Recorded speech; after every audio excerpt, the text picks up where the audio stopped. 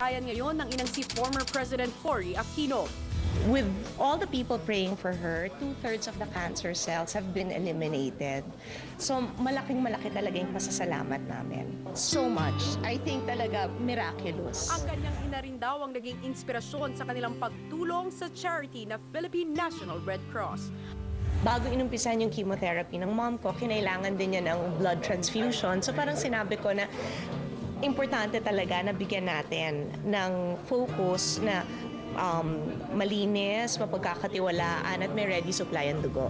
At ang donation na ito para sa Red Cross, manggagaling raw sa proceeds ng limited edition Chris Aquino watch na worth 70,000 pesos daw ang bawat isa. Bago pa nilabas sa market, bumili ako ng 12 pieces. Nabigyan ko si Claudine, binigyan ko siya, advance birthday gift sa kanya. Tapos all my sisters, lahat ng mga pinsan ko at lahat ng mga malalapit sa akin. Very grateful ako talaga. They're making an advance donation kay Rosa Rosal na 1 million na donation. They did that with Oprah, yung sa Project Red niya. Di ba siya kalabo? Inilahad rin ni Chris ang naging malaking kontribusyon ng kanyang ina sa pagsasama nilang mag-asawa matapos ang pinagdaanan nilang pagsubok kamakailan.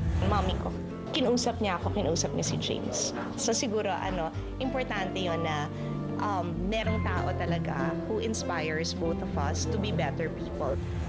Mabigat na pagsubok man ang dumaan, naging daan pa raw ito para mas mapagtibay pa ang pagsasama nila ni James.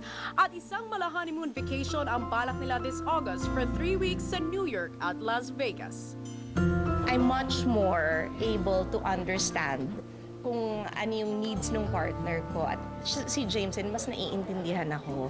So siguro kung ano man yung mga pagsubok na pinagdaanan namin this year, natulungan kami to better know each other.